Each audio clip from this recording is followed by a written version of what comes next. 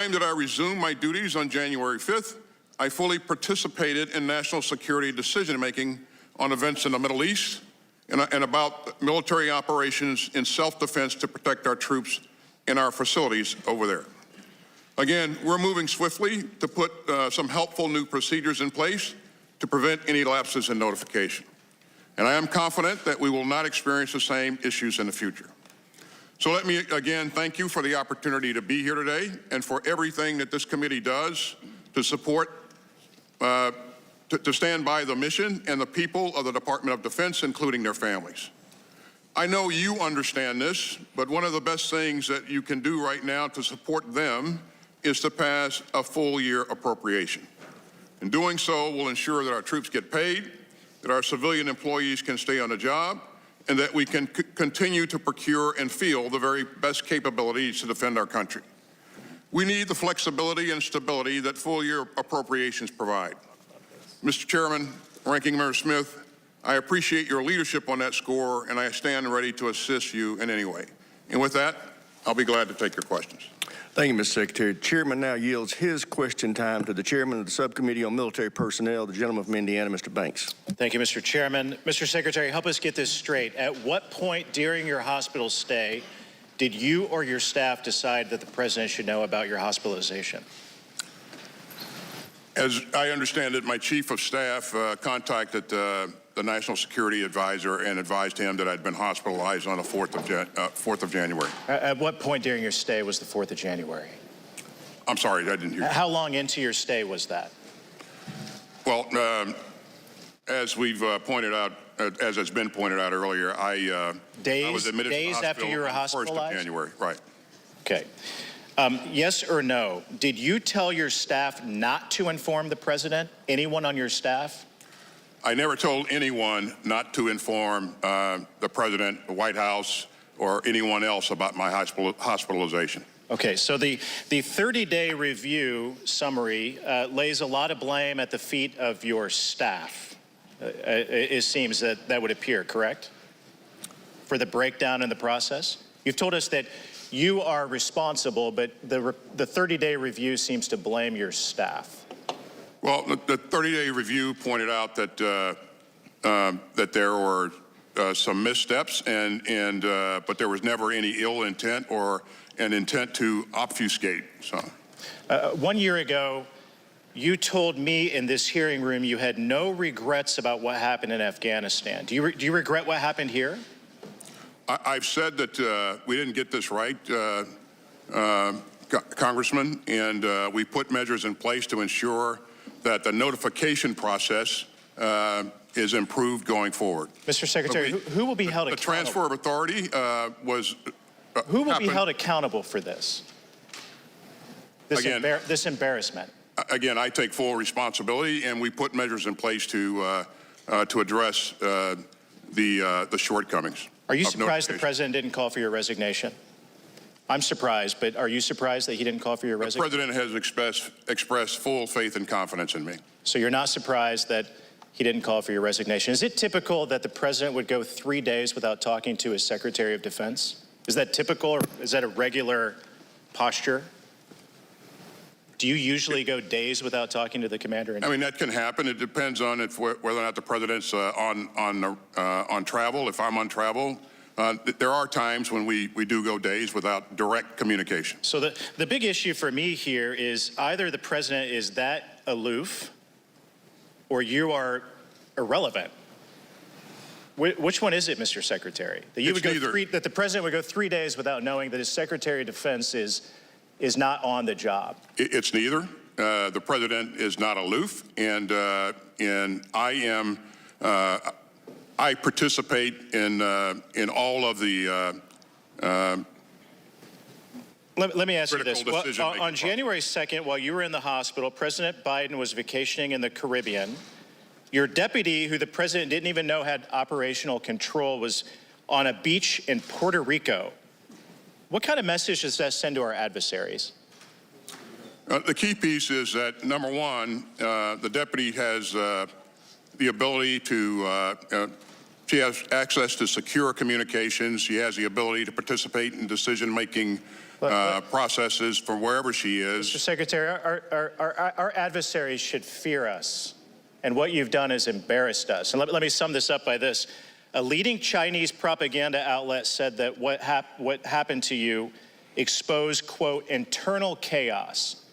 A leading Russian propaganda outlet said that your disappearance, quote, effectively compromised the Gentleman's time's expired. Chair now recognizes the chair now recognizes the ranking member. First of all, let me say it is not remotely surprising to me that the Chinese and the Russians are not going to say anything positive about us.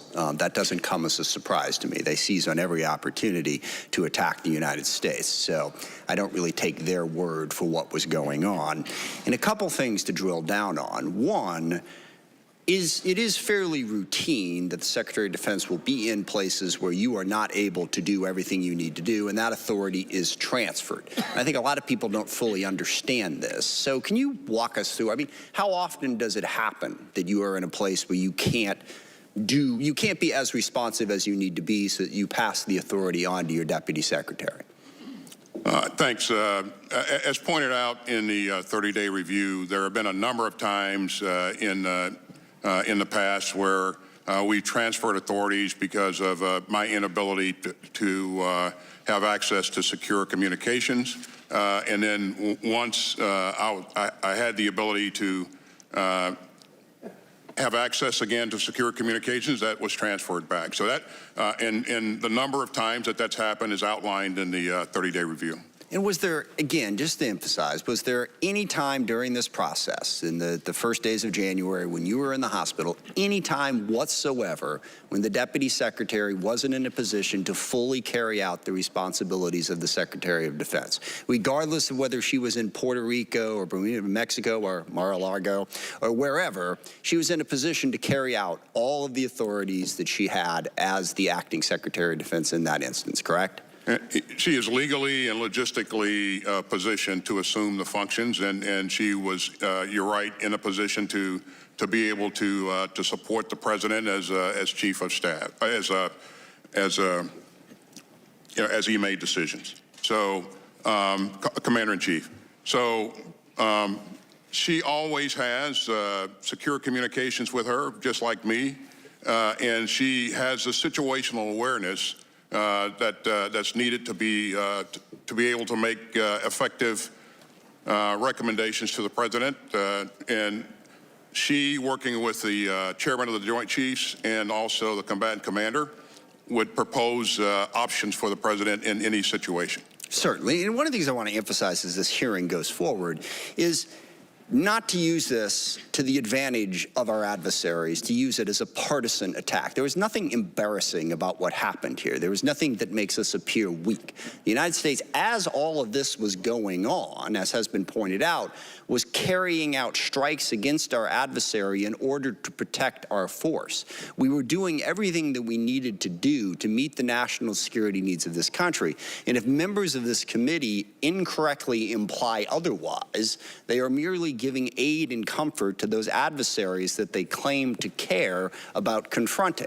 And I will also one more time emphasize that if we care about confronting our adversaries, rather than nitpicking the Secretary of Defense about his precise process in this situation, we should go ahead and pass the National Security Supplemental that the Senate has passed with 70 bipartisan votes to precisely meet those national security needs. Whatever Russia and Chinese propaganda machines may be cranking out about this situation, I assure you it pales in comparison to what they're cranking out about the fact that they think the United States is getting ready to abandon our ally in Ukraine.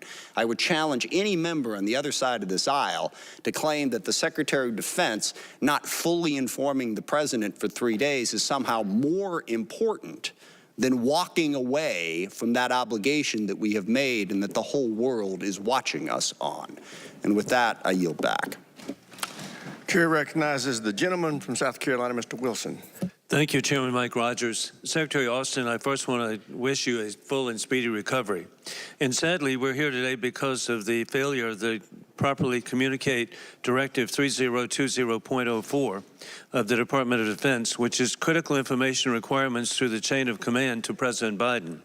As a grateful veteran myself, along with you, of the American Armed Forces, we both understand the crucial role of the chain of command to provide time-sensitive information to make the right decisions at the right time. When communications fails, there is an increased risk to mission success, but more importantly, increased risk to the servicemen and women. For this, to me, it's personal. As a 31-year Army veteran myself, having 4 sons who served in Afghanistan, Iraq, and Egypt, and currently my district director is deployed in Africa, I just take this personally with the South Carolina National Guard, that your service is just so critically important. And I appreciate having worked with you before your appointment, and we need your proven capabilities more than ever, as we are in a war we did not choose, of dictators with rule of gun invading democracies with rule of law. It began February 24, 2022, with war criminal Putin invading Ukraine. On October 7, 2023, Iran puppet Hamas invaded Israel as the Chinese Communist Party threatens Taiwan. Sadly, Biden open borders for terrorists makes imminent more 9/11 attacks across on American families, and we need our state National Guards to be ready for duty. Every family actually should have a rally point when communications are cut with an attack. With the current global threats, today there are attacks on American and our allies by Iran in the Middle East. Would the lack of proper communications degrade our ability to respond? Again, I would emphasize that there was never a break in command and control. There was we transferred authorities in a timely fashion. What we didn't do well was a notification of senior leaders. So. And we put measures in place to fix it. I deeply regret the response we had was ineffective by delaying a response, and it should have been an immediate response on launch sites, and it should have been very effective, and there should have been no notice. And so what was done really has put American families at greater risk. And as I conclude, I want to express our sympathy for the family of Alexei Navalny, who was assassinated by war criminal Putin. His widow, Yulia, is a hero for the oppressed people of Russia. I yield back. Chair now recognizes the gentleman from Connecticut, Mr. Courtney. Thank you, Mr. Rogers, and thank you, Mr. Secretary, for being here today and for your 40-plus years of service to the defense of our country. Again, just to sort of walk through one more time about the fact that there was no gap in terms of authorities and who was in control of the department. You went into critical care on January 2nd. Your staff then executed the law in terms of notifying the Deputy Secretary of Defense that she was in charge, and as a result, I mean, it was seamless. There was just never any moment where there was any absence of authority within the department. Isn't that correct? That's correct, sir.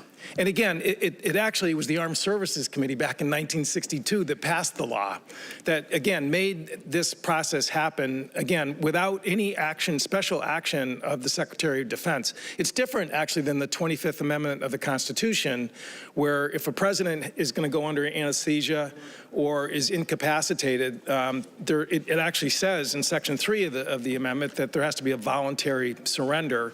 Again, going back to President Reagan, he actually executed documents, filed it with the Congress, notifying that was going to happen. That's not the way the law works for the Department of Defense. Again, it happens, again, if the Secretary is unable to perform duties, then that's it. The Deputy Secretary is in charge. Isn't that correct? That's correct, sir. And then on January 8th, before even the 30-day review or any of the recommendations, you already moved to put into place a regulation that basically states that this now will be communicated in all instances to the President of the United States, so that the whatever confusion surrounding the lack of communication now has been now codified at the department to make sure it doesn't happen again. Isn't that correct? That's correct, sir. And we had the opportunity to put those procedures in play.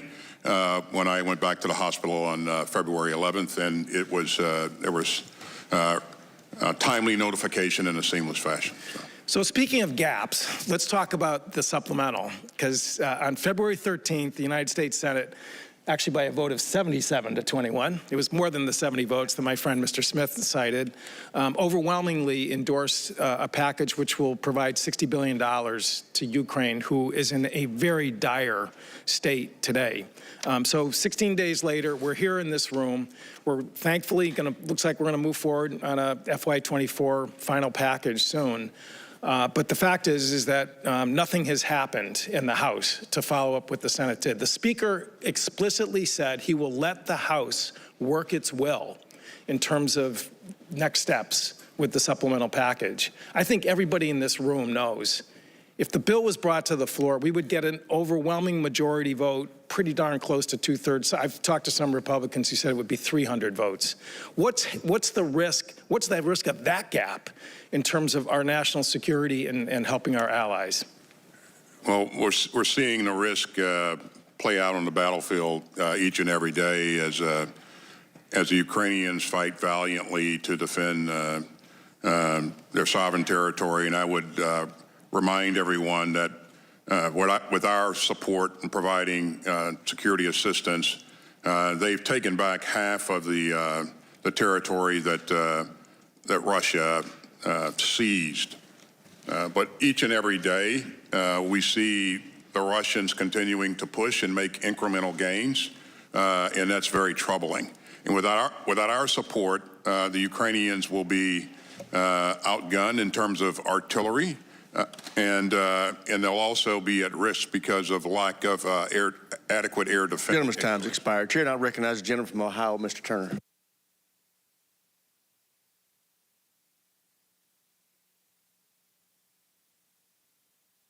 Chair now recognizes the gentleman from Colorado, Mr. Lambert. Thank you, Mr. Chairman, and for having this hearing. Mr. Secretary, we do wish you a speedy and full recovery. I would concur with the points brought up by the chairman. I believe most members of this committee are bewildered at how these events could transpire. I am primarily concerned with the effect of your actions and the actions of your closest advisor on the confidence of the American people. At a time when overall trust in the government is declining, Americans must still believe that the government can protect them from the growing threats in this world. And one of the most serious threats is that of a missile attack from Russia, China, or North Korea. I chair the Strategic Forces Subcommittee and am charged by the chairman with the oversight of our entire nuclear arsenal, including the command and control of our nuclear forces. Every day, our service members who maintain and operate the weapons systems that employ these destructive weapons are ready to act within minutes of receiving a valid order from the president that flows down through you or your designated representative. Today, many on this dais will speak about disruptions in chains of command. I will say that the most dangerous change of command to break is that which communicates orders to our missile silos, ballistic missile submarines, and strategic bombers. We will only deter You're attacks watching on our lawmakers questioning homeland if our Defense Secretary adversaries Lloyd are Austin assured about that the we are failure to capable quickly and willing communicate his to respond absence during his in December hospitalization. massively House Republicans necessary. want to know whose decision it Not was only to is keep our his health homeland issues a threatened by secret. adversaries, ballistic Austin missiles, says he but never we're directed his increasingly staff to threatened hide his by hospitalization, hypersonic missiles. and there was So ever all any these gap attacks in are the a chain matter of of command. minutes, Let's bring in ABC's not Jay hours. O'Brien on Capitol Hill, along with senior national policy reporter Ann Flaherty for more. Jay, there seems to be some bipartisan agreement about these issues with the lack of transparency and how serious they are. How significant is that? Yeah, we'd heard concerns from both Republicans and Democrats about concerns over transparency in that it took Austin a number of days before he notified the White House of his hospitalization and also of his cancer diagnosis. That's something that Republicans and Democrats agree on. What Republicans and Democrats do not agree on is the scale of concern here. You can tell that Republicans really wanted to ask Austin some pointed questions just by the structure of this hearing. They led with Jim Banks, not the chair of the committee who typically asks the first questions in a hearing like this, but instead the chair yielded his time, and the first questions to Austin were from Jim Banks, who is perhaps Austin's most vocal critic on this committee. He has called for Austin to resign over this issue and a number of issues. So look, Republicans have said they believe there was a lapse in command, meaning that when Austin was in the hospital, his deputy wasn't fully in control. That is something Austin strongly pushes back against, but you can see the partisan divisions starting to show there when you talk about the scale of concern that lawmakers have here. And we've heard Secretary Austin repeat a lot of things that he said before, that he never intended to keep his hospitalization from the White House or anyone else, that there was no gap in the chain of command. So what questions are still left to be answered here? Well, of course, the lawmakers are going after who actually made this decision, and I think it's clear from listening to the defense secretary that the decision was his. He says that he takes full responsibility for not informing the White House and that he's made now changes to make sure that that doesn't happen again. What I thought was interesting was when Jim Banks was questioning him, he didn't show any emotion. He just, flatly said, the president has full confidence in me. And he defended his staff. He said that nobody acted with any sort of ill intent. So clearly the responsibility of this falls on his shoulders. He knows that. He's going to sit there. It's going to be a long afternoon for him. And then we're going to wait for the defense IG report to come out. That's the investigation that's underway at the Defense Department, where we expect to see more details. Jay, how tricky is that line for the defense secretary to say, ultimately this was my decision, but then to also say, I didn't tell staff to keep this quiet? Well, it's interesting. It's a tough line for him to walk for a number of reasons. One of them is that when you talk about that issue of his staff, we've heard lawmakers, as you and I were talking about earlier with that Senate briefing yesterday, this is a proceeding in the House. There was a Senate classified briefing on this earlier in the week, not yesterday. Senators and other lawmakers have expressed concern about what level of culpability Austin's staff may have had here. Austin's line is, look, the buck stops with him. The decision was him. The lack of transparency emanated from his decision-making, and therefore he should shoulder the blame. And there are lawmakers who said while they do blame Austin for a lack of transparency, they also blame his staff, because when Austin went to the hospital, it was on his staff, some of these lawmakers say, to make that notification. As Ann points out, it's very difficult in a body like the Department of Defense to run around your boss and make a notification that he hasn't made himself. So that's somewhat of a not reading of an exactly reality of what probably would have occurred here from lawmakers. But nonetheless, that's a tough line to walk. The other thing that's worth keeping in mind in this hearing as we go into the day is this line we're already seeing emerge from Democrats, which is, if Republicans are concerned about the message this sent on the world stage, as many of them have said they are, then why are they not getting behind this package of aid for Ukraine and for Israel that's already passed the Senate and is right now being stalled and not put up for a vote by Republicans in the House? That's something that Democrats are already pointing out and saying is hypocritical. All right, Jay O'Brien and Flaherty, thank you both. And we have breaking news. Just moments ago, President Biden took questions as he left the White House on his way to the southern border in Texas. It's been languishing for months. The Senate has acted. This House and the leadership of this House has not acted. Is it that we are abandoning Ukraine? Is it that the Republicans in this House want to take responsibility for Ukraine's defeat? Apparently they do, because they are refusing to provide the necessary funding. Humanitarian aid, Israel, the replenishment of our arsenals, all are at risk because this House has refused to take action. Mr. Secretary, it is not you that are the problem. It's not what happened in your health emergency. That's the problem. You've laid out clearly that that has been resolved, that standard operating procedures were followed and will be even more so in the future. Thank you for your testimony, and thank you for putting that in place. When will this committee actually stand up for the defense of this nation? When will my colleagues on the Republican side of this committee find the courage to get the job done? 5 months have passed.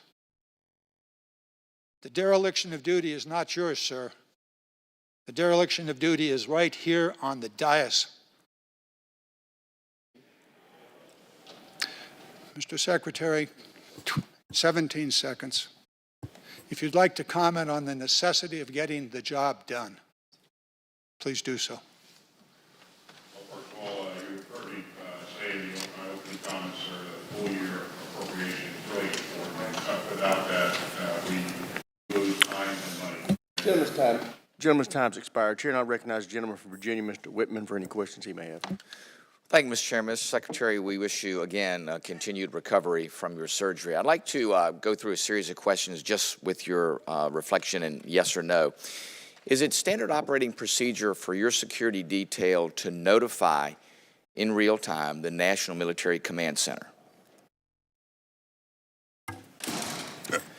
To my knowledge, my security detail does not notify the National Military Command Center of my work. So it's not standard operating procedure for your security detail to notify the National Military Command Center?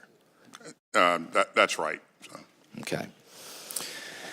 Well, if it's not standard operating procedure, and you said earlier that you have mechanisms built in to make sure that transference of power takes place from you to the Deputy Secretary, then how does your security detail then close the loop in getting information to the right place? And how is the decision made that the Deputy Secretary was then in charge? Well, the decision is really about whether or not we've reached a point where, I don't have the ability to continue to perform my duties because of lack of access to secure communications for a period of time. And that triggers the process that's established being followed, and that happened pretty quickly, and I think that they made the right decision. So if it's not standard operating procedure then for your security detail to notify the National Military Command Center, which is the nexus for how information gets to the right place, so when issues of national security come up, the White House is informed because it's the National Military Command Center who's in charge of informing the White House. So that didn't take place according to you, and the standard procedure isn't there, and nobody in your office or your staff notified the White House, then how is it that people in critical decision-making positions then know when operational deficits take place, like you being in the intensive care unit that day and not being able to continue with your duties? Again, by law, if I don't have the ability to execute my duties because of any reason, and in this case it was because of lack of access to secure communications, by law, the deputy assumes the roles and responsibilities. Listen, I understand the law. The law is clear, but the law doesn't assure that there's continuity in operations and that people in critical positions know the current situation. So if something happens, the right decisions can take place in real time.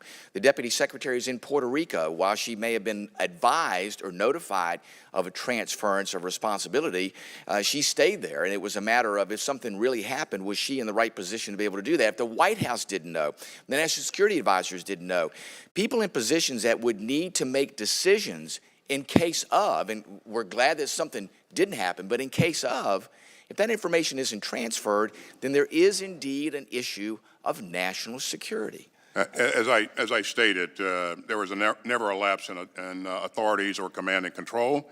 And again, when the transfer is made, a message goes out to all the specialists are positioned to route any incoming communications to the deputy that would have come to me. So, is it not correct, though, that the president should have known, that the National Military Command Center should have known, that the loop should have been closed, and making sure that everybody knew? The standard operating procedure should be that your security detail notifies the National Military Command Center. The Joint Staff Chairman did know on the 2nd of January, and Gentleman's time's expired. Chair, and I recognize the gentleman from New Jersey, Mr. Norcross. Thank you, Chairman. Appreciate you holding this hearing, and to you, Mr. Secretary, well wishes in your quick recovery. You've stated publicly that it could have been and it should have been handled better. That's clear. The 30-day review has been concluded. There was a number of recommendations which you had publicly agreed to implement. And you went further to talk about the Inspector General is also conducting that, and we look forward to it. And there should be a robust discussion. What there shouldn't be is partisan bickering and is trying to turn this into a political football. The idea of command and control of our military, of the defense of this nation, is of the highest priority to the men and women who serve here in Congress, those who wear the uniform, and certainly to every American who cares about that.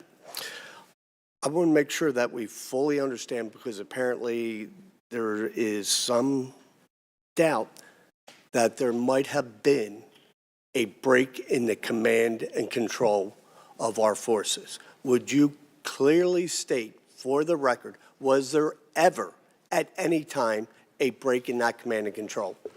There was never a lapse in authorities or command and control. Because we understand that in the event that there was a national emergency, there was a kinetic conflict going on, there are a set of policies that take place in the event that there is ever a gap. If something were to happen to yourself or those below you, there is an immediate way of addressing that. And to go one beyond that, when it comes to nuclear command and control, there is very specific. And I have sat on that committee where we talked about, in the event that the president is not available, the vice president, there are clear and very specific steps that take place. Isn't that true? That's correct. So here we are. If this were to happen in a situation of somebody that you have control of that you didn't know, how would you have handled the situation? If something like this happened to a subordinate of mine? Yes.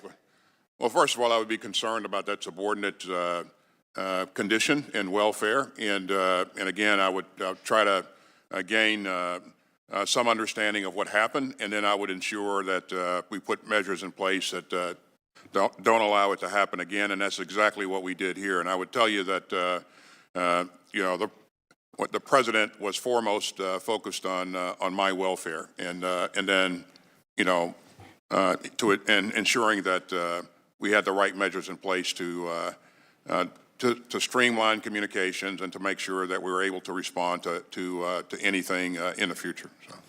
So as we are reviewing this, as we should, are there any other items that were not recommended to or lessons learned that you could share with us? You know, we're a learning organization, Congressman, and there may be things that we encounter in the future, or we consider in the future that need to be adjusted or changed. And as we encounter those things, we will adjust.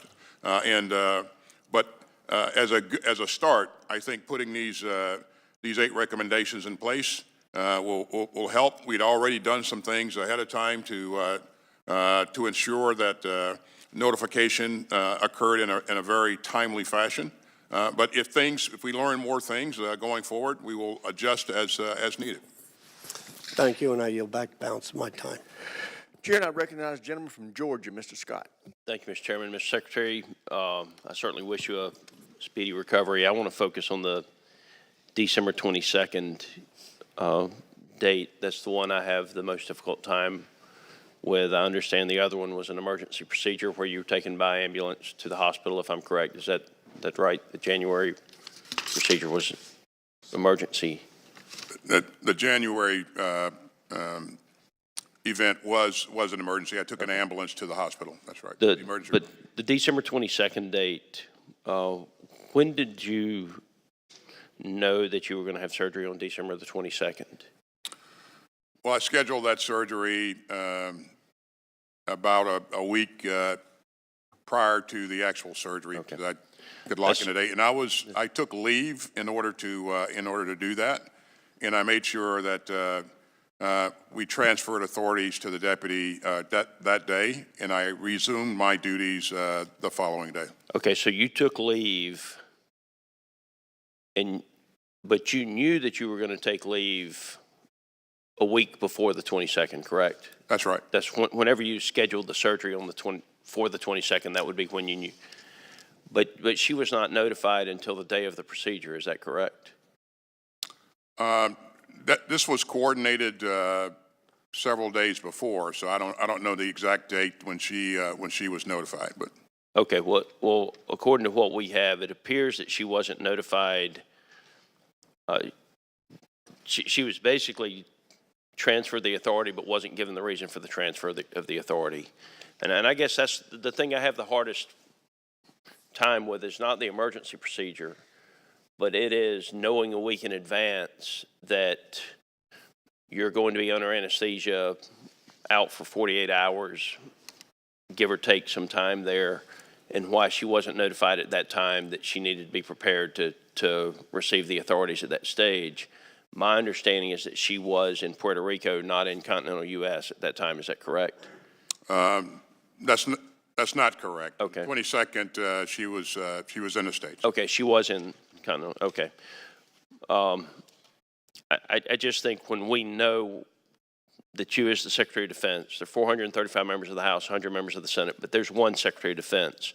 When we know that you're not going to be capable of making the decisions, that the sooner the person who is going to be in the position knows what and why, I think the better we as a country are from making sure things have happened or happen the way they should. I respect you. I wish you a speedy recovery. That's my primary concern. The emergency procedures, I think we've lessons learned the hard way. Won't happen again, no matter who's in the seat. I want to say this with regard to some of the comments that have been made about Republicans and who we want to win in Ukraine. Let me assure you, we want the Ukrainians to win, and we want Putin to lose. But one of the key things that many of us have asked for, that have voted for the Ukrainians repeatedly, is the enforcement of the sanctions against Russia. And simply sending the Ukrainians weapons or money is not going to win the war against Russia and Putin. The sanctions have to be enforced. That is something that I have personally asked for in the package that's coming to the floor, and something that I think those of us who know the issue recognize it's more than just weapons and money that Ukraine has to have to win the war. With that, Mr. Secretary, I wish you the best and certainly keep you in our prayers. Chair now recognizes the gentleman from Arizona, Mr. Gallego. Thank you, Mr. Chairman, and thank you, Secretary Austin, for joining us today.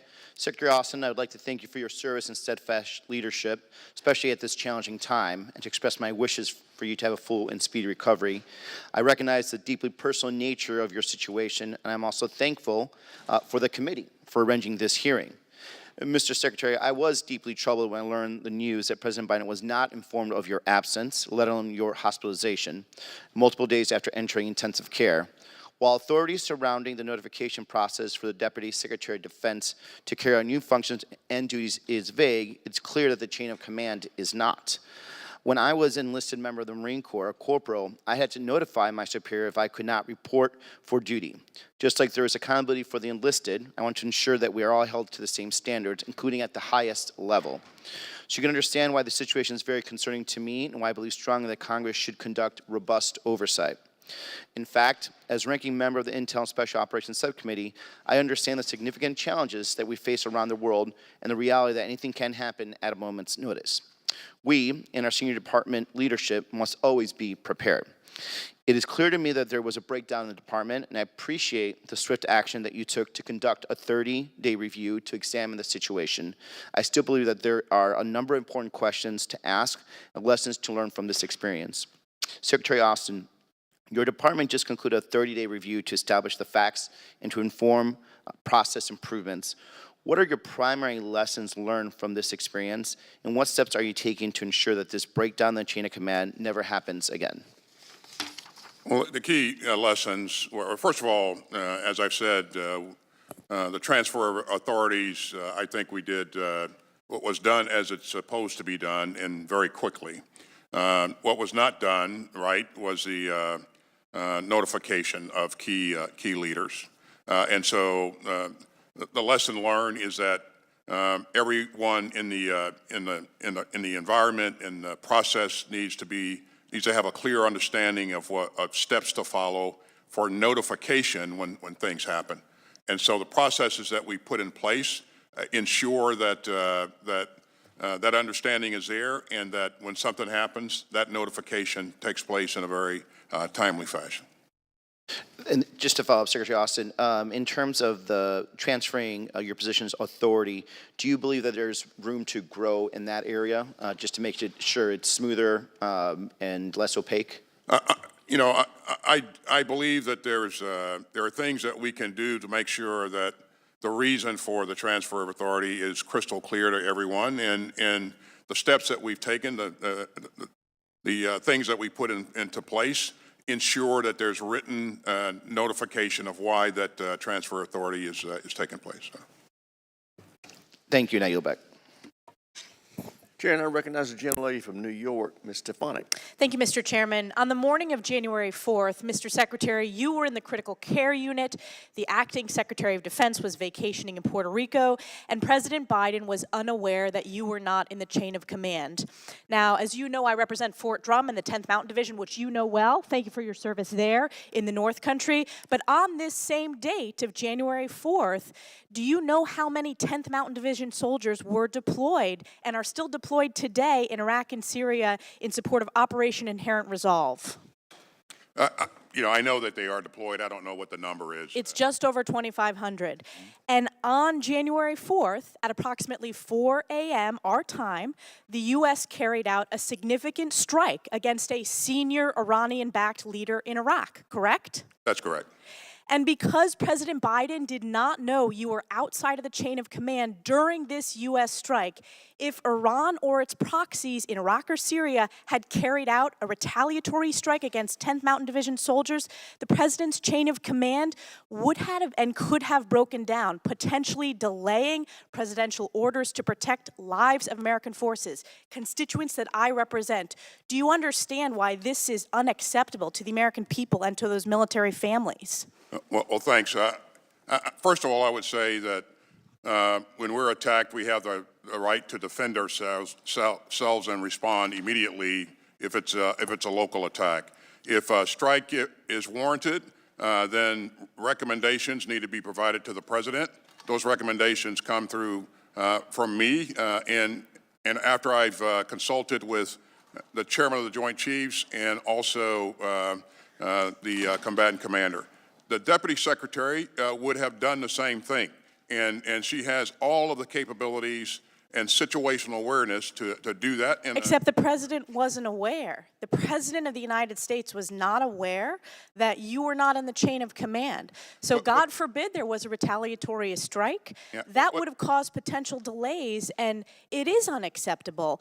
Let me ask you this. What disciplinary action would a junior service member face if he or she failed to properly notify their chain of command and failed to report for duty? If a service member was in a hospital, I think the chain of command would be concerned about why they were in a hospital and make sure that they're doing the right things to take care of them and their families. But don't you think it's their responsibility to notify their commanding officer? I think the answer is yes. Possible, yes. In my case, you know, I would expect that my organization would do the right things to notify senior leaders if I am the patient in the hospital. Yeah. It is unacceptable, and you have admitted as such that there was a breakdown in communication with the President of the United States, and I highlight the exact time, 4 a.m. January 4th, when you consider 10th Mountain Division soldiers and the potential for a retaliatory attack. That breakdown is unacceptable, and you said something very important. You said there was never a break in command and control. But yet the President of the United States was not aware that you were outside of the chain of the command. So is the President not a part of this command and control? Don't you believe that the Commander-in-Chief and the SecDef, that is critical for command and control? He is clearly at the top of the chain in terms of command and control. But what's important is that you know, we provide him with credible options and that he can pursue to address any situation. And it would have happened in this case because Except he was unaware. So what's important is the president was unaware of this breakdown in command and control, and you were not there in terms of who he would hear from. Time's expired. Chair, now recognize the gentleman from Massachusetts, Mr. Moulton. Thank you, Mr. Chairman. Mr. Secretary, I came to know prostate cancer as a child through my grandfather, and so at a very personal level, I hope for your speedy recovery, and I know that's a sentiment shared by everyone here today, and we are heartened to hear you are expected to be fully cured. Mr. Secretary, you and I were both trained as infantry officers, and I spent most of my time in the Marines, not as a general, but as a mere lieutenant. There are thousands of lieutenants serving under you in the military today. How would you advise a lieutenant to handle a situation like this with his or her command? A situation in which they had one of their subordinates hospitalized? Or a lieutenant himself or herself were hospitalized? Well, I would advise a lieutenant to make sure that they're doing everything to learn more about what happened, and also to ensure that we're taking care of that particular soldier. In terms of the failure to notify in a timely fashion, I would make sure that the lieutenant worked to put the right procedures and processes in place to ensure that his organization was able to inform him and inform his hire. Mr. Secretary, I just returned from Japan and Taiwan, and I can't tell you how many leaders in Taipei and Tokyo asked us if we would fund Ukraine. They said that failing to fund Ukraine encourages Xi Jinping in China. Can you explain for the American people why standing up to Vladimir Putin and Russia alongside our European allies and funding Ukraine in their fight for democracy affects America's national security well beyond the borders of Ukraine itself? Well, thanks.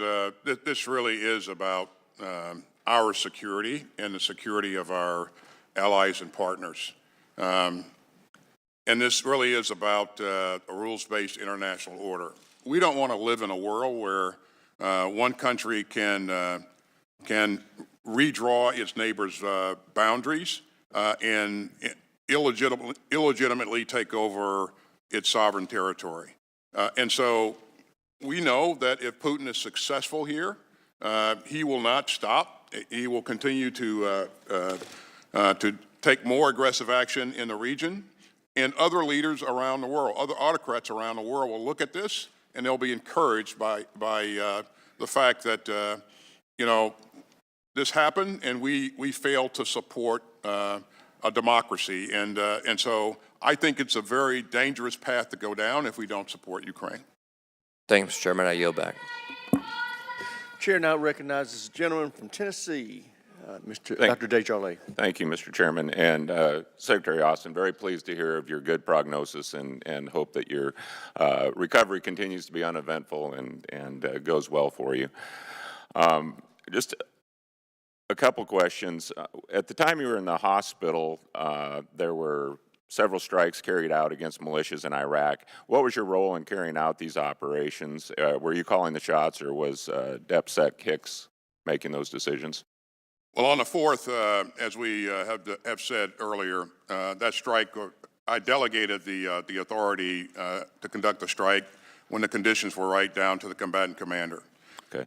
On the 5th of January, I resumed my responsibilities, and I fully participated in all of the decisions that led up to subsequent actions. I believe the American forces were attacked 8 times during your stay in the hospital. Had one of these attacks required a response on January 2nd, who would have made the call on that response? It would have been, well, the president always makes the call, and it's based upon the input that he gets from So who would have informed the president? It would have been the Deputy Secretary of Defense, as she conferred with the Chairman of the Joint Chiefs and the combatant commander. Okay, on the timeline, when did she know? Did she know on January 2nd that she was in charge? She knew on January 2nd that we had transferred authority, yes. When did she found out on January 2nd? Yes, that information was clearly provided to her staff, and I'm sure she understood that. So. Okay, now,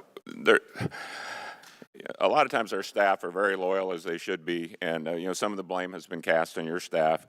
Did you ever explicitly direct anyone to keep your condition from the White House on your staff? As I said earlier, I never directed anyone to keep my hospitalization from the White House. Okay, did you ever direct your staff or others to keep the status of your condition from the public or any other senior officials? No. It's been reported that when you returned to the hospital on January 1st, an aide told the dispatcher, "Can I ask that the ambulance not show up with lights and sirens? We're trying to remain subtle." Did you direct the aide to say that? What I told my assistant to do was call an ambulance, and that's all that I told him to do. Has anyone been disciplined for doing something that you did not tell them to do, namely actively suppressing information pertaining to your condition? Again, as it pointed out in a 30-day review,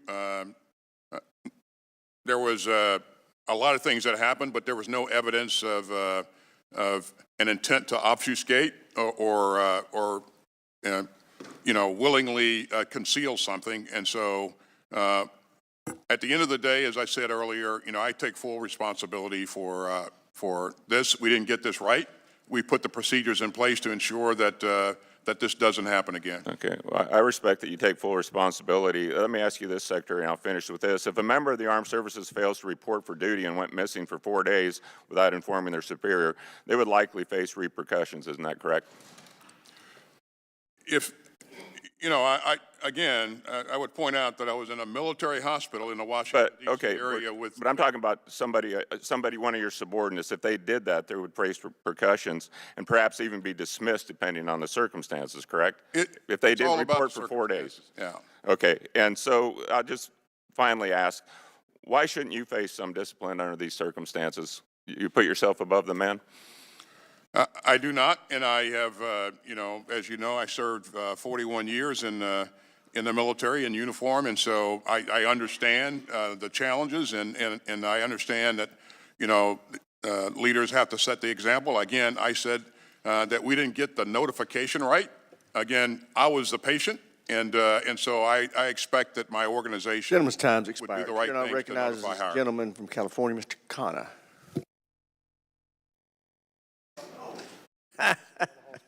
Mr. Carvajal is here. Thank you, Mr. Chairman. Gentleman is recognized. Thank you, Mr. Chairman. Secretary Austin, thank you for being here today.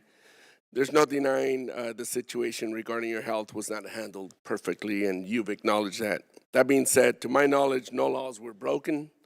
There was no lapse in your ability to carry out your duties as Deputy Secretary Hicks was transferred authority in a timely manner. And it does remind me of when Democrats were in charge in October 2020, when then President Trump was telling the American people, downplaying COVID, telling the American people not to take the vaccination, telling the American people not to take certain treatments, but rather maybe Clorox or some things like that. And then lo and behold, he got really ill and was taken to Walter Reed. Democrats didn't have a hearing to talk about how serious it really was that got to take him to Walter Reed and what that meant as commander-in-chief for our country. So I just point that little example, how we didn't have a hearing about that because we felt, as important as it was, there were other systems in place. And while the situation could have been handled better, hindsight is 2020. You have taken accountability, apologized, and worked to make recommendations to ensure something like this doesn't happen again. As far as I am concerned, as a veteran myself, there's nothing else to be said on this matter. I'm satisfied with how you've addressed mistakes made. Since I have a couple more minutes, I'd also think that I'd like to ask a few questions on the issues that are actually pressing. Can you speak to how continuing resolutions affect our national security and readiness?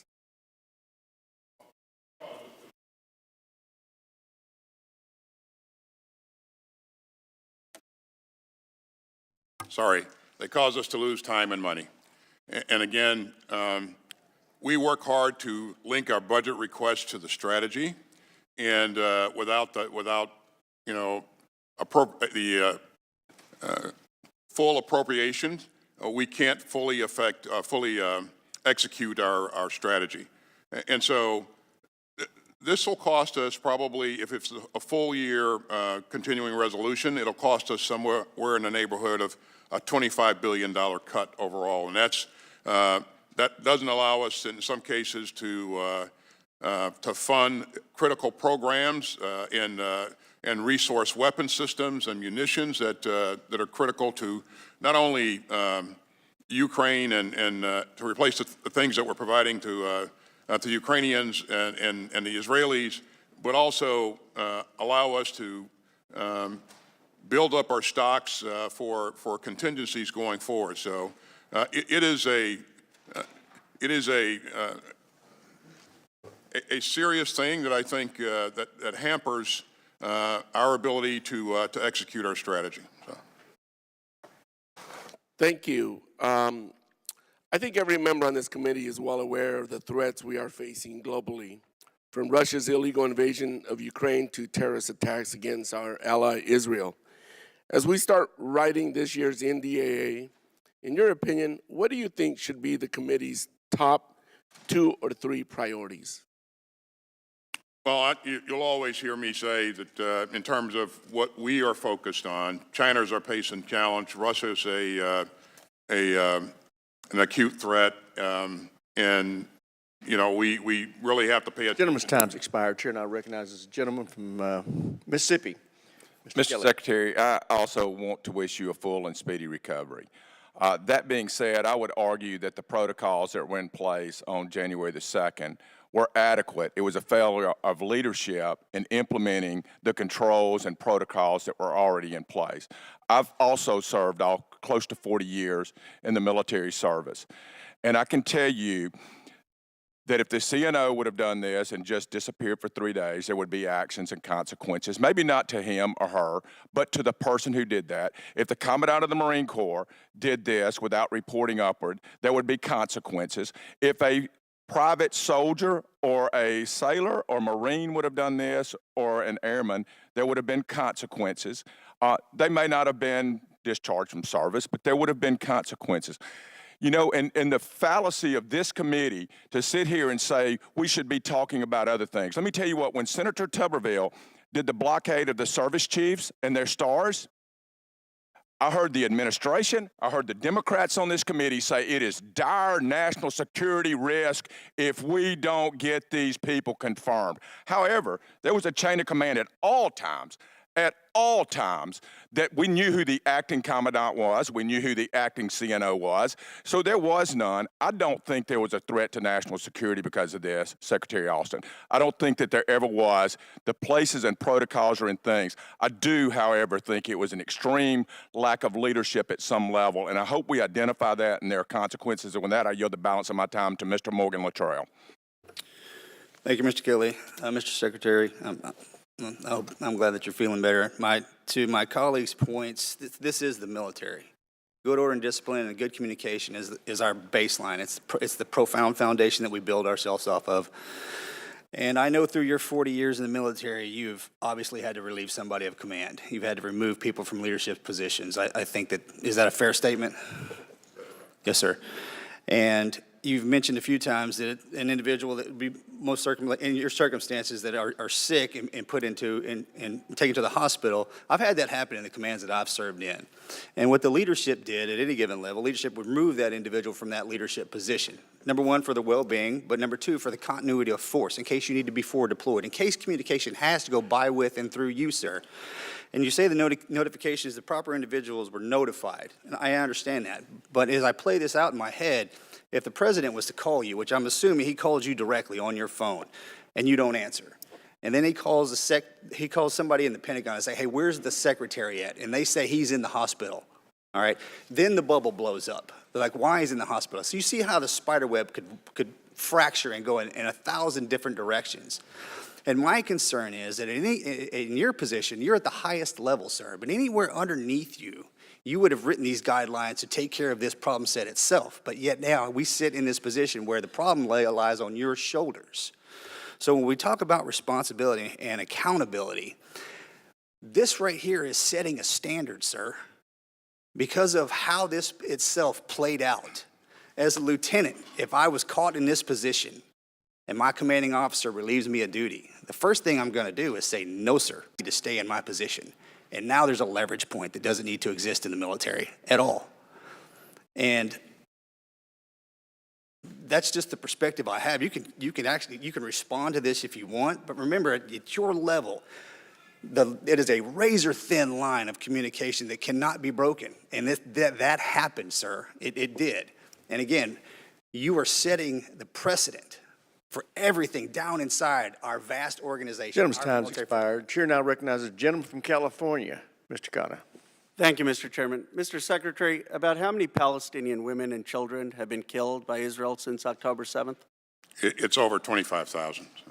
Mr. Secretary, last week, the UN High Commissioner for Human Rights warned that any transfer of weapon or ammunition to Israel violates international law.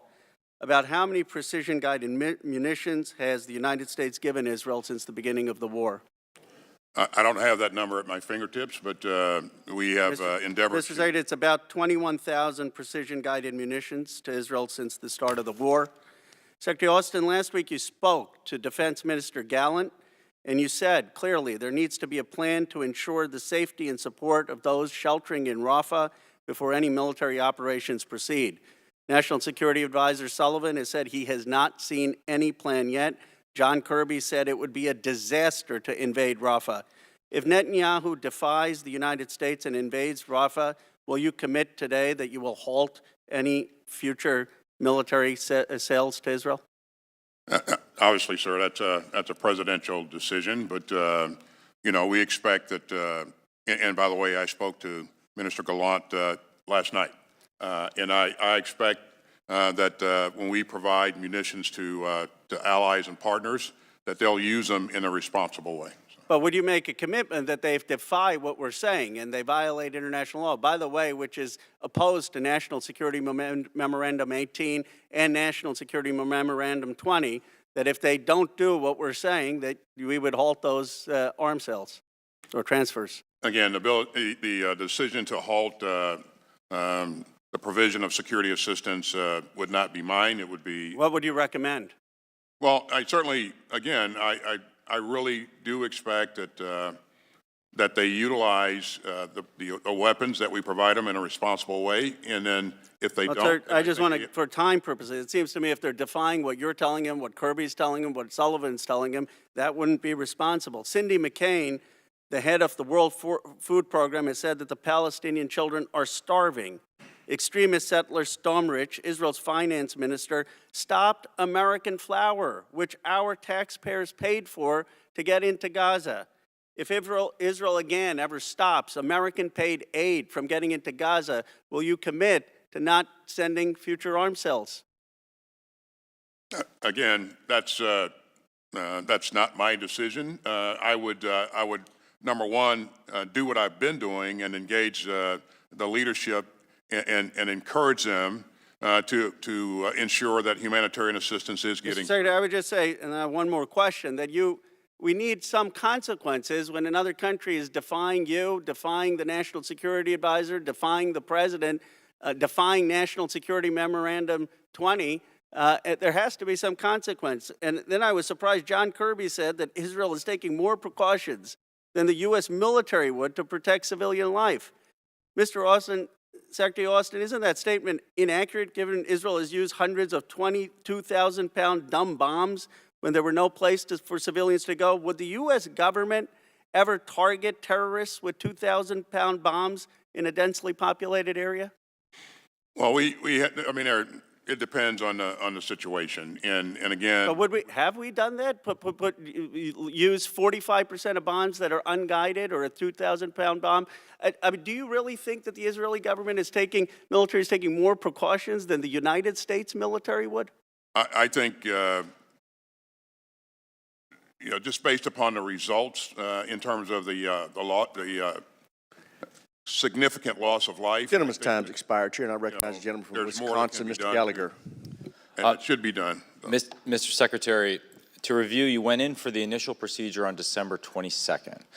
Your testimony says the DepSecDef then, quote, assumed the functions and duties of your office and was serving as acting Secretary of Defense, correct?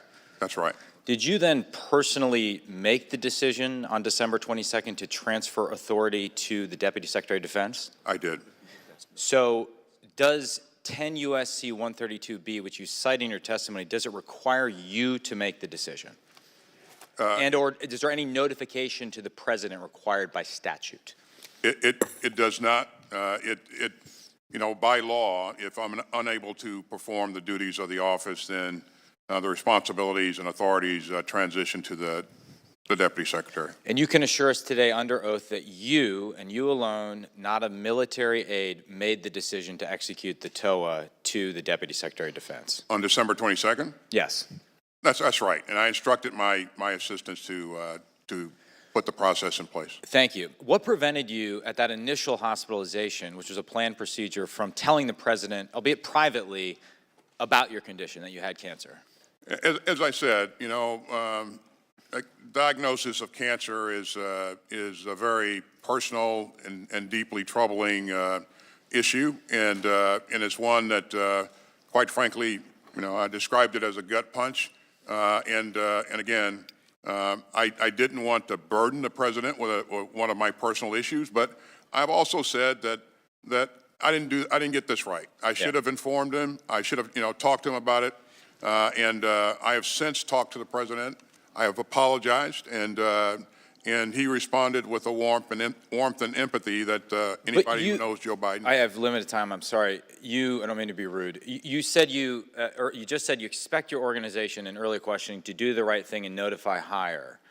But when you initially went in, it was not your intent or expectation to notify higher. You didn't expect your organization to notify the President, correct?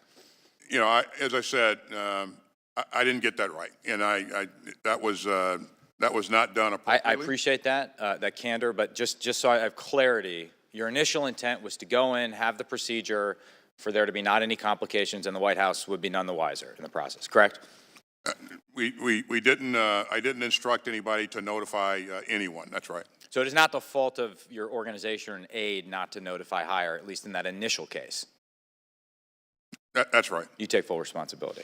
You went back to the hospital on January 1st. Your condition worsened, at which point you said earlier the decision was made. The decision was made to transfer authorities again to the DepSecDef. Again, did you make that decision to transfer authorities?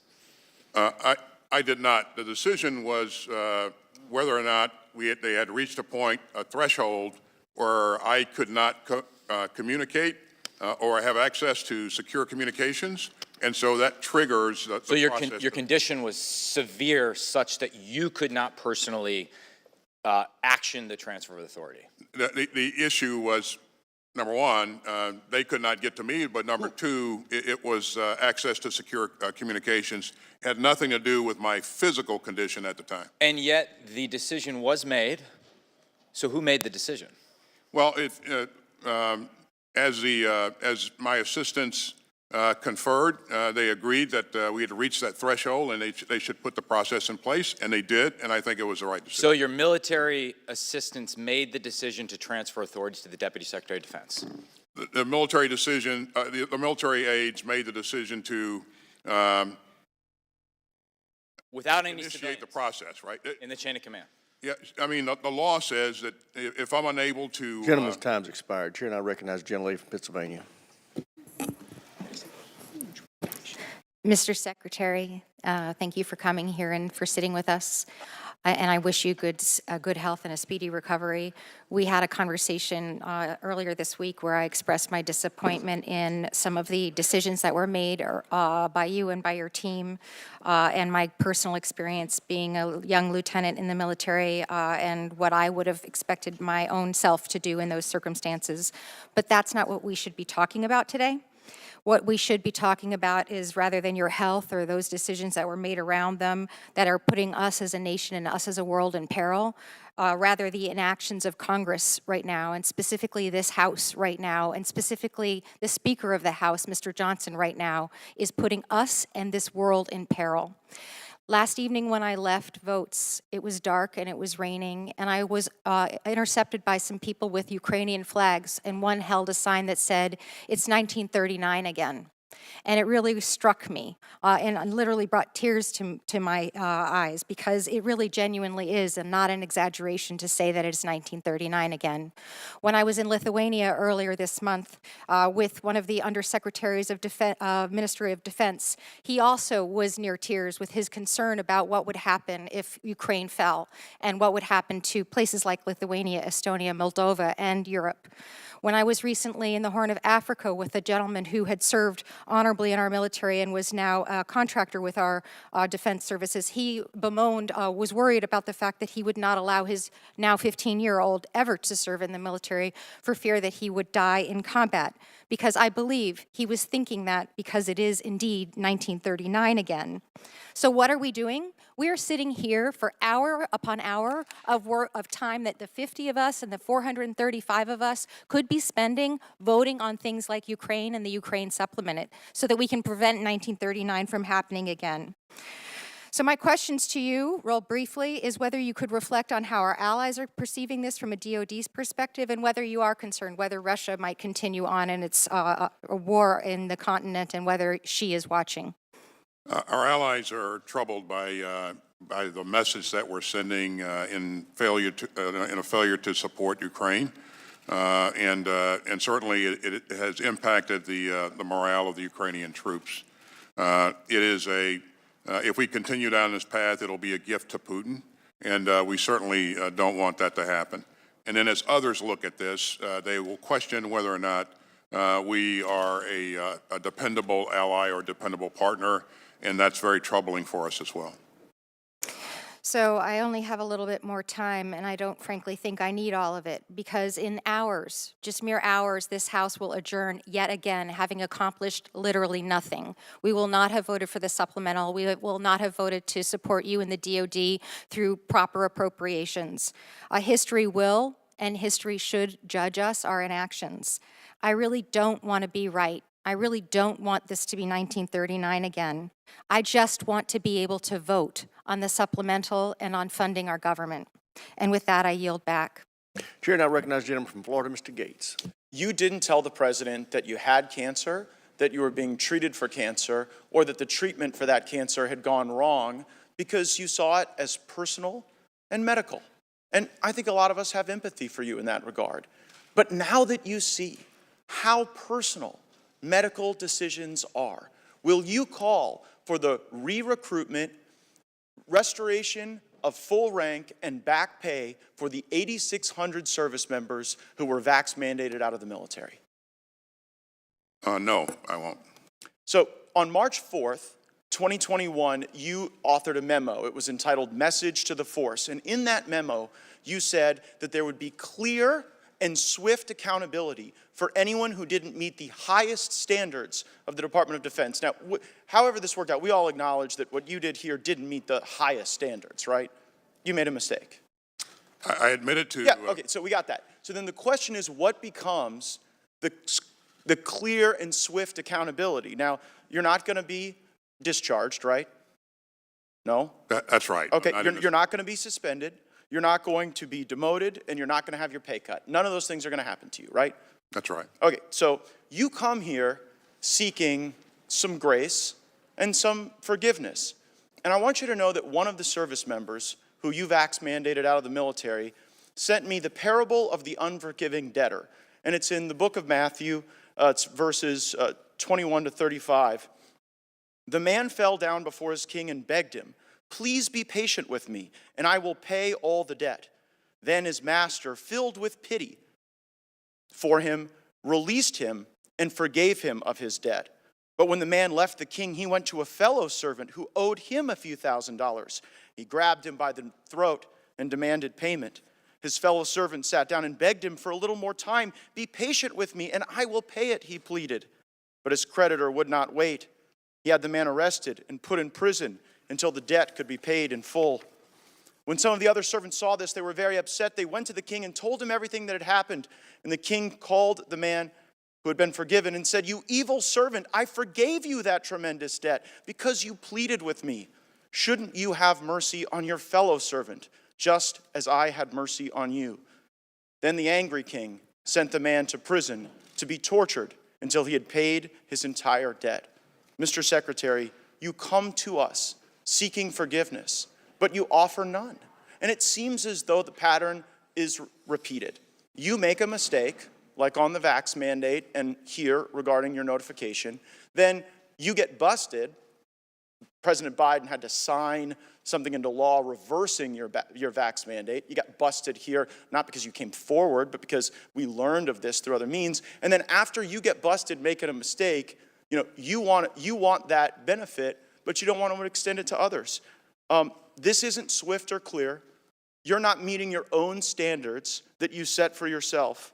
And you say that the DOD is a learning organization. Haven't you learned yet that the military is weaker, not stronger, with the 8,600 people that you vax mandated out of the military? Just one point, Congressman. The reason I'm here is because the chairman requested that I appear to talk about the circumstances surrounding my hospitalization. But don't you see the hypocrisy in it? Because you screwed up, we fixed your screw up, and now you want grace, but these people who sought religious exemptions, they got no such grace. And also, I just think it's ridiculous that we're in 3 wars. You went AWOL for 3 days, and we get 2 hours with you. If you can't spend more than 2 hours answering these questions, I don't know how you really operate in all these wars. Gentleman's time's expired. Chair now recognizes the gentleman from Massachusetts who the chair inadvertently skipped. You're recognized, Mr. Keating. Thank you, Mr. Chairman. And Mr. Secretary, thank you for sharing your success and your treatment with us, coming from a family that has seen the tolls of cancer take their lives, as well as cancer survivors come through their lives, including prostate cancer. I'll take every opportunity to encourage people to get screening and treatment themselves. Mr. Secretary, I'm the ranking member on the House Foreign Affairs Committee on Europe. And each week I see multiple leaders, foreign ministers, ambassadors, colleagues in Parliament. Not a week goes by where I don't literally see at least 20 of and talk to 20 of these people when we're here. And I want to assure you of one thing. Not one of those leaders asked where you were for 3 days. What they're asking is, where has America been for the last 3 months? Now, I assure them the votes are there to help Ukraine. All that's lacking is for the Speaker of the House to put a simple vote up or down on the floor. Now, Mr. Secretary, you've acknowledged your responsibility. You've held yourself accountable. You've made changes to rectify that. We in this House right now have to be held accountable. If we're to keep democracy alive abroad, we can't have it die right here at home in this House by not taking a basic democratic vote. Greatest threat to our transatlantic democracy since World War II is occurring right now. In World War II, we lost over 400,000 Americans giving their lives, not even mentioning those injured, those sacrificed from home, those whose marriages were broken up, to preserve democracy in the transatlantic sense and usher in the greatest period of peace and prosperity of modern times. Right now, we are just mere stewards compared to their sacrifice, and it's a sacrilege to their memory and a danger to young American men and women who might be deployed, given our Article 5 NATO responsibility in a future war, not to act, and act immediately. In the time I have remaining, there's a lot of misunderstanding about this funding package, the $60 billion to Ukraine. And one of the areas that I don't think most people understand, even other colleagues don't understand, we're in a period of modernization of our own military, which this committee knows, and you know, Mr. Secretary, well. We're phasing out the old assets. We're bringing in the new up-to-date assets that we have to do to compete with China and the other threats we have. Almost half of this money, the $60 billion, that we're giving in this supplemental budget under Ukraine is coming back to replenish our own assets and bring them up to date here at home. It's really serendipitous. We're phasing out things that are useful to them that we're not going to use. We're now going to replenish our own with American manufacturing, with American jobs, for American security. Can you take a few minutes to just comment on that? I don't think people realize that where this money is actually going to end up. Yeah, Ukraine matters because it's important for our national security first. But you know, you're right, Congressman. The investment, or as we provide resources to Ukraine, we replace those resources with more up-to-date equipment in our own inventory, and that all flows through factories and in various states around this country. So there's billions of dollars that go into expanding our production lines and increasing our capacity. So this benefits us as much Gentleman's as it time's does. expired. Chair now recognizes the gentleman from Florida, Mr. Waltz. Thank you, Mr. Chair. Mr. Secretary, we wish you continued improvement to your health, but this hearing today isn't about you. It's not about your privacy. It's not about what you desire. It's not about your health. This is about the chain of command and civilian oversight of the most powerful military in the world that's charged with keeping the American people safe. So I want to be sure that as the American people watch this, we have a couple of things clear. According to your report, it says, given the inability to provide timely communications to the Secretary while in critical care, the Secretary's military assistants agreed that the transfer authorities to the Deputy Secretary was necessary. Mr. Secretary, on January 2nd, at that time, when they made that decision, were you conscious? I was conscious, yes. Okay, so you were able to make that decision yourself. You were of sound mind to make that decision yourself. They did not have access to me to be able to. So there was then a disconnect for your ability to command the military through secure communications because they couldn't access to you, And correct? it was determined that, and they were advised by the doctors that they wouldn't be able to access or gain access to me, and so that's the tripwire to transfer authorities, and they followed a procedure. But let's talk about whether there was a break, because you've testified under oath there was no gap. Did the President of the United States, the Commander-in-Chief, know on the 1st of January you were going to the hospital in an ambulance? He did not. Did he know on the 2nd of January that you had been admitted to critical care in the ICU? He did not. The Commander-in-Chief, elected by the American people, civilian oversight of the military, didn't know on January 1st, didn't know on January 2nd. January 3rd comes around. Did the President know? He did not. Yes or no? He did not. Yeah. How long does it take, I mean, we could go through a number of scenarios. How long does it take a hypersonic missile as a first strike weapon to hit the United States? 15, 30 minutes, max? Well, you know, ICBM, I mean, it's commonly out there. ICBM from North Korea, 30 minutes, make a decision. So we've been clear that the notification was not adequate, but the transfer of authorities. Right. When is it? But the President of the United States, as the Commander-in-Chief, doesn't know for 3 days his Secretary of Defense is incapacitated and in critical care. Correct? In critical care, not incapacitated. And correct. the President of the United States doesn't know that his Secretary of Defense can't access secure comms, correct? He doesn't know.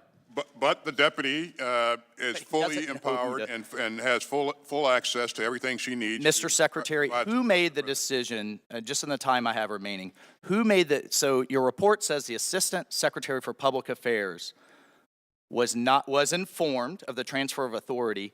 Who made the decision for that individual to not inform the American people? I can't answer that. Again, Did he make that decision? Did I make that decision? No. Did the Assistant Secretary for Public Affairs make the decision? I can't. You just had a 30-day review. You don't know who made the decision to not tell the American people? I know that he was aware on the 2nd. I don't know what decision-making processes that. To inform the public, you don't know today. You don't know who made the decision to not inform the public. I'm not sure that there was a decision to not inform the public. I know that he had the information. Mr. Secretary, in the time I have remaining, the Commandant of the Marine Corps had a medical incident and informed the American people and you. And here's what's missing here. This is not about process. You made this about process. This is about judgment and poor judgment. My teenage daughter knows to tell her supervisor if she's not going to work. The American people, truck drivers, bartenders, know they have to tell their boss or they get fired. But you've held yourself to a different standard. And that's unacceptable, Mr. Gentleman's time has expired. Chair now recognizes the gentlelady from Michigan. Hi, Mr. Secretary. Thanks for putting up with the outrage and the drama. I would just say, look, you made a mistake. You admitted it. You're taking steps to address it. And you want to know what accountability is. Accountability is having to come and sit in front of people and their outrage and their drama in public about your health issues and the mistakes you've admitted you've made when the entire world is wondering what the hell is going on with the United States of America. So if we want to talk about what's going on in national security and the greatest threat to national security, it's not that the Secretary of Defense screwed up and is cleaning up the mess. The greatest threat to national security is the polarization of the country and the fact that we can't explain to the world who we are and what kind of leadership role we want. So in that context, the whole world is trying to figure out what we're going to do next. Are we going to fund Ukraine to make sure that for the first time since World War II, we don't have an autocratic nation take over a democracy? First time. Are we going to send a signal to the Chinese and the Chinese government that we still want a leadership role in the in the world, and we're willing to back that up with strength, with force, and with action? We have got our soldiers being shot at in the Middle East by the Iranians. We've got a lot going on. And I would hazard a guess that the people who are most stridently dramatic about this issue are the very ones who have said publicly that they don't intend to support protecting Ukraine against Putin. They don't care about what's going on in Taiwan. They don't want that strong role in the world. They want to distract us with this and everything else that they're yelling about, because they are ceding our leadership role in the world. And U.S. leadership is far from perfect, but I would take U.S. leadership over Chinese leadership or Russian leadership any single day. So watch the outrage, and you can correlate that to how much they don't want to talk about their sucking up to their whoever, political masters, and denying the United States of America its leadership role that it has held since World War II. We are also sitting here unable to get a budget done. A budget for the whole government, not just the Pentagon. We're living on these now 1-week extensions, 2 months extensions, going on and on. If we're worried about competing in the 21st century on national security, if we're worried about drone attacks, using a $1,000 drone to hit our forces in places like the Middle East, we need to do things to adapt and fight. By not passing a budget for next year, the Pentagon is unable to do anything new. They're unable to start anything new. They're just holding on week by week, month by month, while we screw up our national security because we can't get our own house in order. This committee has always been a real calm in the storm when it comes to bipartisanship. So I would ask that when we come back together in a month and have a hearing with the Secretary, we focus it on the things that are actually important to national security, instead of denying this man the apology that he's made, the mea culpa that he's made, and get on to the business of the American people. I yield back. Gentlelady's time's expired. I would make the point that the chairman decided to call this hearing, and there is no stronger proponent of Ukraine funding than the chairman. Chair now recognizes the gentlelady from Michigan. Thank you, Mr. Chairman, and thank you for being here today. I just want to clear up a couple things that I think is really important, because we talked a lot about changes to the process. You spoke earlier, you're going to make 8 changes to the process. I think that's part of the problem, is we spend all this time putting together processes, but unless we're willing to follow them, the processes are really irrelevant. So I guess my first question is, you admitted that it wasn't really the process that was the problem, it was you, correct? I did not admit that. Oh, okay, then I misheard, I apologize. So what error did you make? or if any? Well, first of all, I said that I didn't inform the president initially of my cancer diagnosis, and that was a mistake. In terms of the hospitalization, January 1st throughout, again, I was the patient. And so my expectation is that the organization informed the right agencies. That, Okay, so maybe I didn't understood it. So as long as you inform somebody other than your boss to let the boss know, that is acceptable. Certainly informing the chief of staff, the White House, the National Security Advisor, I think they would immediately inform the president. So yes, so it really wasn't your fault, it was the staff's fault. So you informed the staff made an error not to inform the president. I'm just trying to connect the dots. No. No, okay. The president, my chief of staff informed the National Security Advisor on the 4th of January, and then that notification followed through to the president. So in your opinion, you didn't make an error. It was the process that was the issue. We didn't get this right. Again, Okay, I'm just trying to find where the blame lays. Critical care at from the 2nd to the 4th. Okay, so it wasn't your fault. It was the staff's fault. Well, I didn't have access to any kind of communications during that time. You didn't have a phone, nothing? No. Okay, that's interesting. Maybe we should reform the processes at the hospital to allow phones in there. But, okay, my question is, because it doesn't seem like we're taking a lot of accountability, which I thought I heard at the beginning, so my apologies to the American people for that. When you were a commander, would you accept the same behavior from your subordinates as you did? So let me play it out to this. You had an enlisted man, a soldier, person. They went in for treatment, and they didn't tell you, the commander. They told their, friend. That's cool, right? That's good. We can follow. That's good. You'd accept that. And there'd be no punishment. There'd be no ramifications from that person, correct? Well, I don't know which part you're referring to. I'm making a scenario. Your boss is the president of the United States. No different than an enlisted person. If you're the commander, you're in charge, you're that person, you're the enlisted person's boss. If the enlisted soldier did the exact same thing as you did, you'd accept, well, it's really not the enlisted person's fault. It's really their staff's fault. And really, it's not even their staff's fault, it's really the process fault. No, I think that there would be some level of ramification, consequence, or punishment. I'm seeming to not be able to connect those dots with you. It's just different. Chair now recognizes the gentlelady from New Jersey, Ms. Sherrill. Thank you, Mr. Chairman, and thank you, Mr. Secretary, for appearing today. And I wish you continued health in your speedy recovery.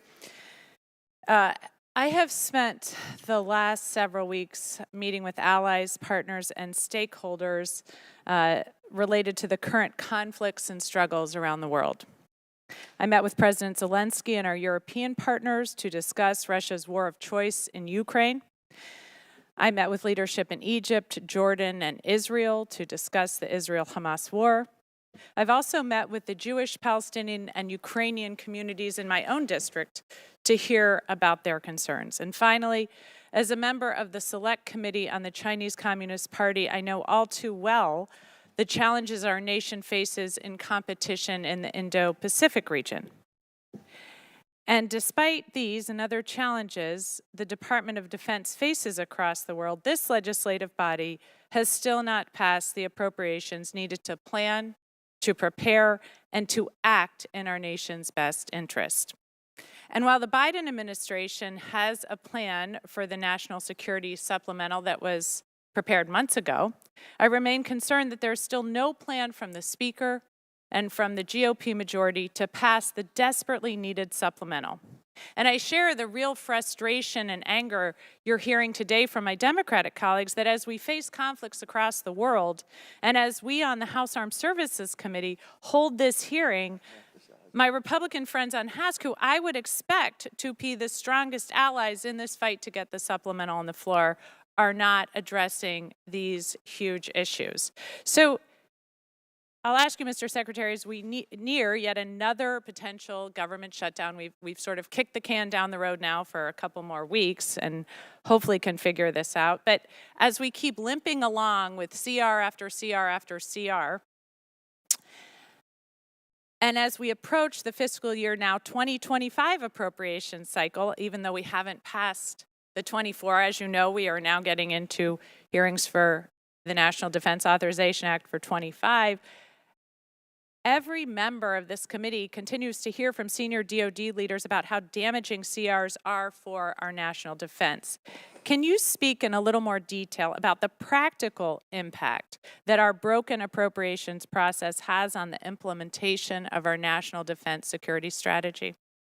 Again, you've heard me say a number of times that you lose both time and money.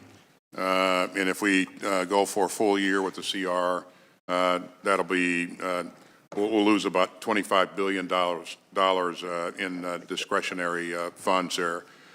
So this is a big deal because we go through a lot of effort to link our budget requests to our strategy. I think we've done a very good job of that, and of course, without a budget, we can't execute the strategy in its fullest, and so that's a concern. And again, as you look at the challenges around the world, our ability to keep to do the right things to make sure that we maintain the edge in the Indo-Pacific, to help Ukraine counter Russia's aggression, and to do the things in the Middle East that we're doing to support Israel and to try to work to prevent the spread of a larger conflict. And again, we are supporting and doing a lot of things around the globe in support of our strategy, and without the funding, this doesn't. It hampers us. It hamstrings us. So.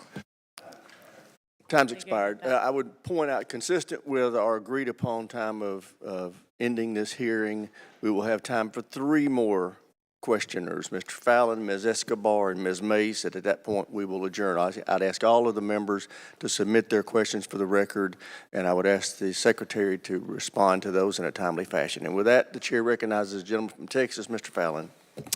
Thank you, Mr. Chairman. Mr. Secretary, I'd like to take you back to spring of 2021. It was in April of that year that you and other military senior leaders were discussing a drawdown in the war in Afghanistan with President Biden. He didn't take your advice, but like a good political appointee, you publicly remained supportive of his decision. Would you describe the withdrawal from Afghanistan as closer to a success or closer to a failure? I would say that I'm proud of the work that our troops did in a very challenging situation, and proud of the support that we provided to Afghans who wanted to exit the country, and we were not able to support all the folks that we wanted to support, but that effort continues as we speak today. So let me ask you that question again because it didn't get answered. Would you describe it closer to a success or a failure? I think, again, it was a very challenging situation. I think we were successful in getting in retrograding our people and our equipment under very challenging in a very challenging situation, and we were able to help a number of Afghans as well. In the 18 months prior to this administration coming to office in January of 2021, how many American lives did we lose in Afghanistan? I'm sorry?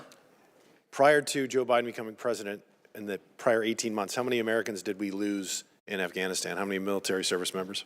Very few. I'd have to go back and check the record. I think it's exactly 0. And then we lost 13 lives under this administration's watch. 5,000 prisoners broke out of Bagram. We left billions of dollars worth of equipment. The Afghan army disintegrated within 2 weeks. And General McKenzie, General Milley, and I believe yourself as well, when we had a discussion in 2021, could not guarantee me or the American people that any of those 5,000 scumbags that did escape from Bagram weren't involved in the murder of the 13 service members that occurred under your watch. And why didn't we maybe have a withdrawal when it wasn't prime fighting season? I mean, all these questions, this I think in large measure could have been avoided. And then just a little walk through history here in the last couple of administrations. Vladimir Putin, a lot of my colleagues have talked about Ukraine. In 2008, Vladimir Putin stole a province from Georgia, and it was under George W. Bush's watch. And then 2014, he stole all of Crimea under Barack Obama's watch, and then a Russian-supported insurgency in eastern Ukraine kicked off as well. And then, Mr. Secretary, President of the United States from 2017 to 2021 was? You are aware who that was? 2013. 17 to 21. Who was the President of the United States? Of course, it was President Trump. Donald Trump. Yeah. Did Vladimir Putin embark on any new foreign adventures in those 4 years? He didn't, but... Okay, thank you. And then February 2022, what happened? You know, he certainly, I mean, that's when he attacked Ukraine and... Full-scale invasion, almost 200,000 regular Russian troops. So I think that if we were more concerned with our military projecting power and not worried about personal pronouns, it would be better for the American people and, quite frankly, the free world. Thank you, Mr. Chairman. I yield back. Chair, and I recognize the ranking member for a few statements. I'll be quick with this, but there was a peace treaty negotiated by Donald Trump with the Taliban that had a ceasefire in place. Shame Mr. Fallon is leaving because this could be educational. On May 1st, well, sometimes you can learn from listening too. I know it's a shocking concept. That peace treaty expired in May of 2021. The reason there were no casualties is because President Trump had promised the Taliban that we would leave, and therefore there was a ceasefire. Come May of 2021, if we were not gone, that ceasefire would have expired. So the rewriting of the history of Afghanistan in this committee is deeply troubling to me. Now, what would have happened in May if we were still there? I don't think the Taliban would have honored that ceasefire, and I don't think we would have had that zero casualty list for too much longer. So let's understand exactly what happened in Afghanistan instead of rewriting history. I thank the chairman for giving me that indulgence, and I yield back. Certainly. Chair now recognizes the gentlelady from Texas, Ms. Escobar. Thank you, Mr. Chairman, and thanks to the ranking member also for that very important recent history lesson. Mr. Secretary, good to see you. Thank you for being here today, and please know that we all wish you nothing but the best as you continue on your journey toward absolute maximum best health possible. I also want to thank you for the acknowledgement of, in retrospect, what could have been done better, and for the 30-day assessment. I'd like to give you the opportunity to assure the American people who are watching what lessons were learned in that 30-day review, and looking forward, what can and will be done better. Well, the importance of prompt notification of key leaders, of a senior leader being ill or being hospitalized, and the importance of everyone in the chain, in the environment, understanding of the policies and procedures, and are able to put those into play right away. And we put measures in place that ensure that first of all, people are aware of the policies and procedures, and they execute them. We had an opportunity to put this in play on February 11th when I went back to the hospital, and prompt notification was made. Transfer of authorities was made promptly, and again, I reassumed my responsibilities on February 13th. So we'd already put things into place by February 11th before the 30-day review came out. And then when the 30-day review made recommendations, 8 recommendations to me, we're going to take those recommendations on. We've already executed 2 of them, and the other 6 we're promptly pursuing. Thank you so much, Mr. Secretary. I think it's always so important for us to exercise judicious oversight and make sure that we learn lessons and do better going forward. And I really appreciate that succinct description of the lessons learned and the assurances to the American people.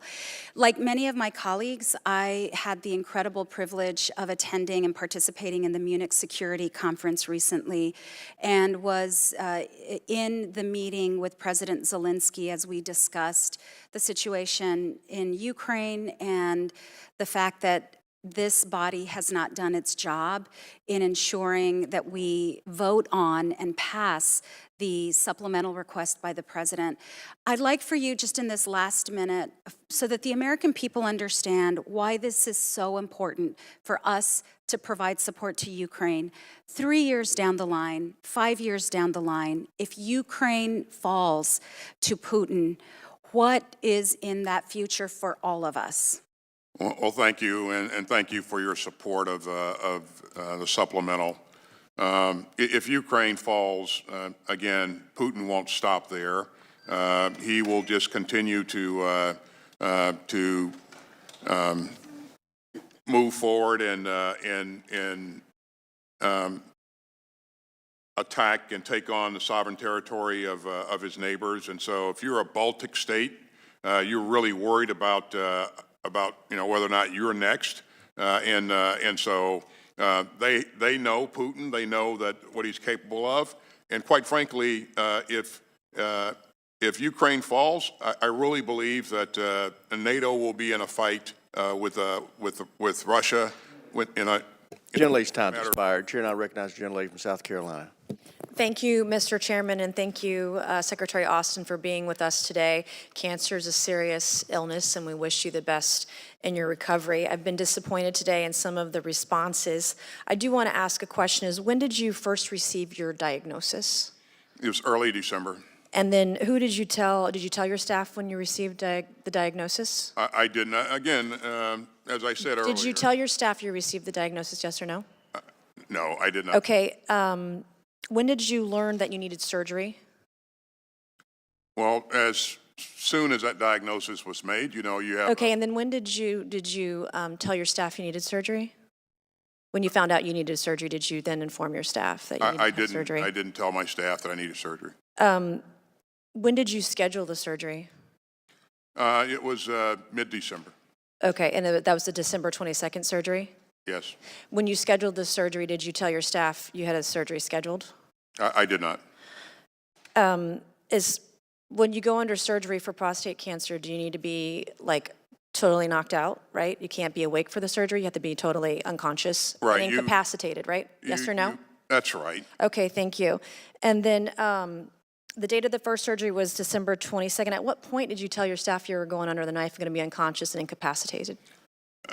Again, Did you tell your staff that you were in the hospital and going to be under the knife? I have admitted that I didn't get this right. I should have notified the president of my my cancer diagnosis and my. So you didn't inform your staff in December when you had the December surgery that you were going to be incapacitated at all?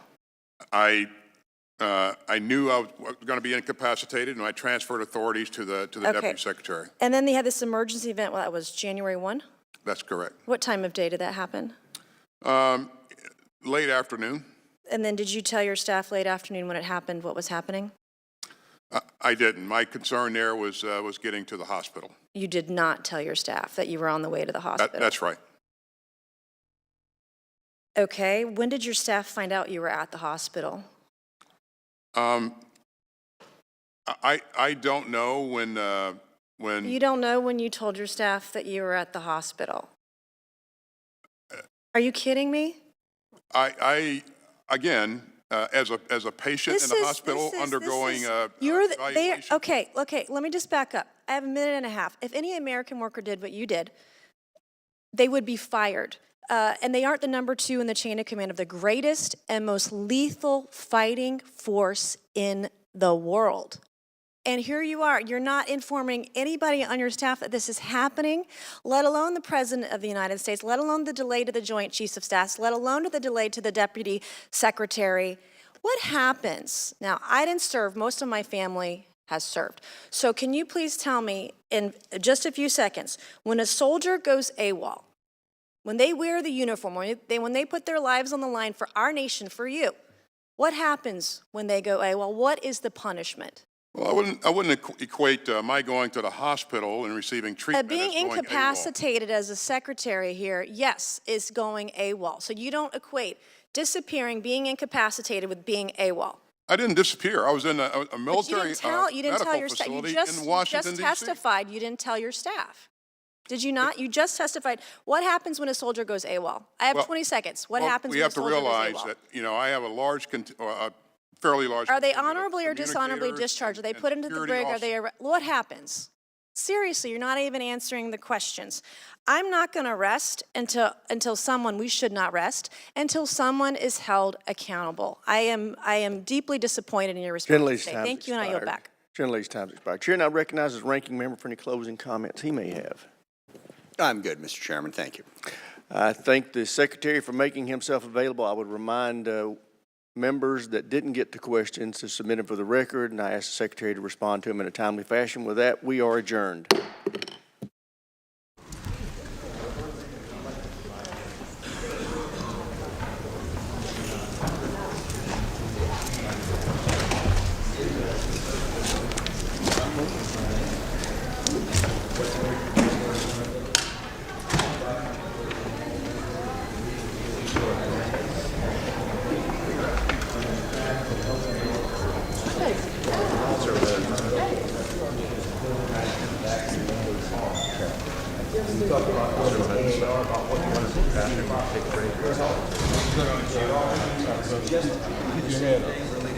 Illegal Department of Defense, DOD, jab mandate.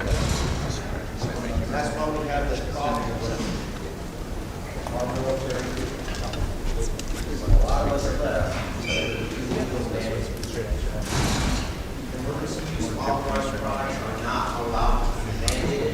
Forced experimentation on the force is illegal, and you will be held to account. I guarantee it personally. Sorry.